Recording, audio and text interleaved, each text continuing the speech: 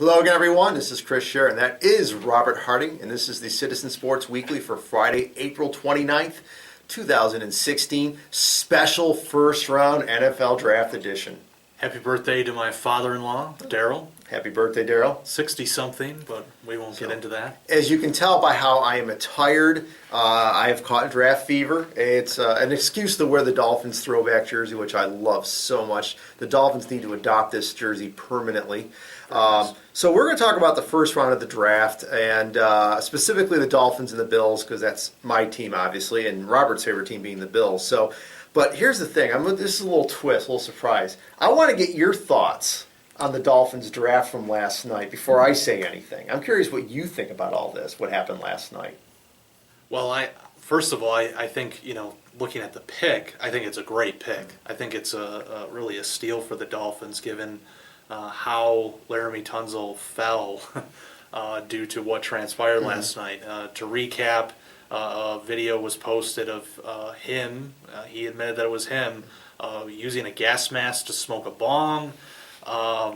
He said it happened a couple years ago, and then it was, I believe, after he was drafted, in the process of either being interviewed or doing a press conference, that there were screenshots of a text message exchange with one of his coaches posted to his Instagram account. He said the accounts were hacked. I tend to believe him. I would believe him on this one, yeah. I think that, he needs to get better handle of his social media accounts if he's going to go forward with that. He needs to end them. But, looking at it from a talent perspective, I think it's a great pickup for the Dolphins. If I'm them and I see Laremy Tunsil there, I say, yeah, you gotta scoop him up. You can never have too many offensive linemen, and it sounds like he's going to be playing guard for the time being. So, hey, that's a good move for them, and I think it'll work out. He off the field issues aside, I think he's got the talent to be a really good player in this league. Yeah. I mean, I was stunned when that pick came in. When they announced it, I was like, whoa, I couldn't believe it. The Dolphins have gotten burned before. Sure. We talk about Ricky Williams, Deion Jordan, who still is suspended. We don't know whether he's even applied for reinstatement yet. And he was the third overall pick 3 years ago. This guy's done nothing. But here's the other thing, though. This guy, he's never failed the drug test.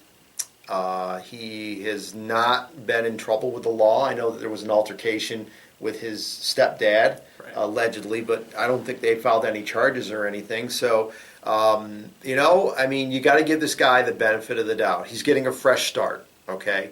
And we all can joke that a lot of guys smoke marijuana in college. Maybe not with gas masks, but it's and obviously he's a college football player, so he shouldn't be doing that anyways. But the thing is, that's from 2-3 years ago. It's the past. I think this was a wake-up call to him. Hopefully that he will mature and grow and learn from this, and hopefully he will get off social media. I think this guy needs to just basically end every social media, Twitter, Instagram, Snapchat, whatever. He needs to get off social media, and he needs to focus because, a lot of people are going to be paying attention to this pick. I mean, this was the biggest story of the draft last night. Yeah. By far, no okay? Question, yeah. And there's going to be a lot of attention on this guy. So my advice to him is, get off social media and just work. I mean, don't do anything that could get you in trouble. Make good choices, okay? And this guy's 21, 22 years old. I mean, he's got to grow up now. I mean, he's not in college anymore, and the partying or the smoking, whatever, is done. And I think he was very humbled by all this. I like the attitude that he showed, and I think if he has that attitude and he actually, what he said, he wants to prove himself, that if he actually does that, then I think this is a great pick for the Dolphins at the number 13 selection. And like I said, you got your chance now to prove these people wrong that said, oh yeah, you're more concerned about smoking marijuana, you're not mature enough to play in the NFL. Let's hope this guy learns from last night and proves everybody wrong and makes this a great pick for the Dolphins, because the Dolphins do need help on their offensive line, and this would be a steal of a choice here at 13. So. Yeah, I was telling my wife last night because she was watching the draft with me, and I said, this guy's going to end up a great player, and there's teams 1 through 12, before the Dolphins picked him, that need offensive line help. Yeah. And The Ravens. they're letting this video without any sort of context, and I get that the NFL draft, unlike some other aspects of football, is very much a short-term thing. Like what's happening right now with this individual. Look no further than last year with La'el Collins, who went to Dallas. There were all these rumors that he was going to be charged with, murder or manslaughter or whatever, and it didn't end up panning out. He was, it wasn't him, and so that cost him, and no one took a chance on him. So here's Laramie Tunzel, falls to 13. Many draft experts said that he's one of the best players available. Great pickup for the Dolphins. Yeah, I mean, there was talk the Titans were going to pick him with the number 1 overall pick. Yeah. Before they traded down. This guy arguably was in the top 3 talent of the draft class. So the Dolphins, I mean, this could be a steal. But again, I want to see this guy prove himself. I mean, I want to see him come in and work hard, and more importantly, just stay on the straight and narrow. I mean, we're not asking too much. Just don't break the law.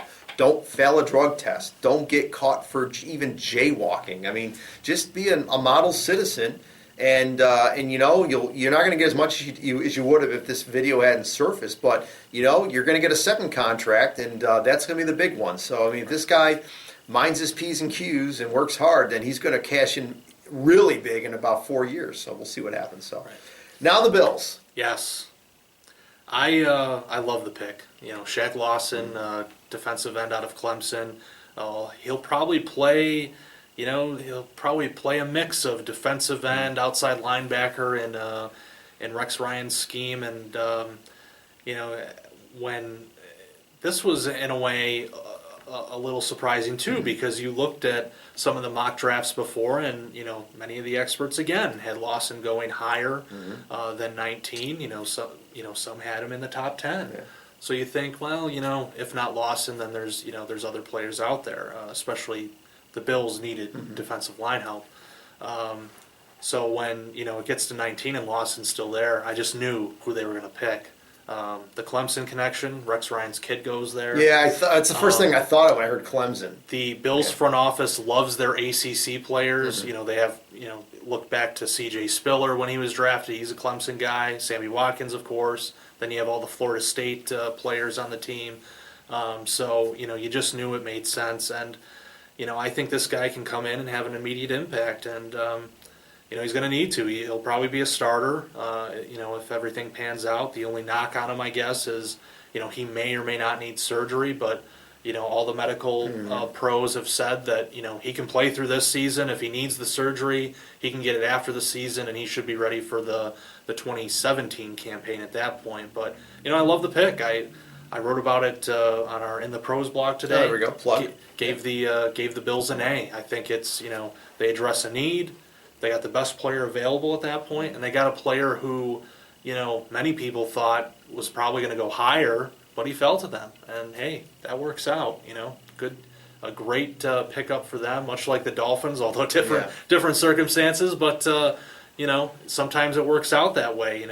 I was looking through the draft, and the teams that address defensive needs, there were nine players selected, 9 defensive players selected before Lawson. Yeah. I believe 5 of them were defensive backs, which is wild because that crop certainly is a area of need for the Bills as well. More depth than anything, but it's a good draft, I think, so far for the Bills. They actually had a first-round pick this year, and they used it wisely. Yeah, it's going to be fun to see what happens. I don't know if you want to get into it, because I think that by the time people see this video, the second round is going to be well over. Which I don't think. I mean, I want to say I would like to think the Dolphins are going to go cornerback or linebacker in their next pick, some type of defensive player, and really bulk up in those spots there, because they do need help on the defensive side. So, but we'll see what happens. Yeah, for the Bills, more defensive line help. If there's a few defensive tackles out there that weren't selected in the first round. If they slip into the second and they're still there, I think they go after them. Linebacker would be an area of need that they need to address. And of course, offensive line. Yeah, You yeah, know, yeah. You can never have enough, and the Bills were banged up there last year, and certainly needed the help. I think adding some depth there wouldn't hurt, even if it's in the later rounds. Yeah. One quick more thing about the Dolphins. I still think they might draft a running back in maybe the middle rounds, maybe third or fourth, fifth round, just to have a little depth there because Jay Ajayi has had knee issues in the past, and looks like he's going to be the starter for this year. So we'll see what happens. So You know who would be a nice pickup for the Dolphins, and he's not, getting a lot of attention because these teams are focusing on defense. Some teams picking quarterbacks, that kind of thing. But Derrick Henry. It's funny you mention that because a lot of other people mention that too. And my friend Orlando Elzagari, who does a great sports talk show down in WQAM in Miami, has said no, he won't be picked by the Dolphins for a couple of reasons.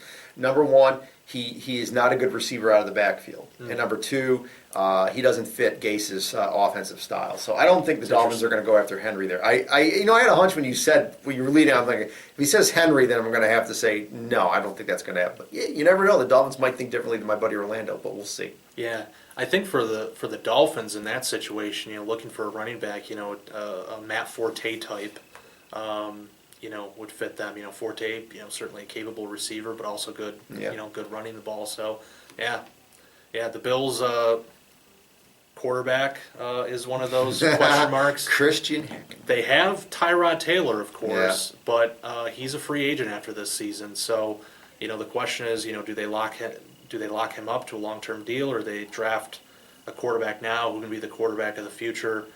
Maybe.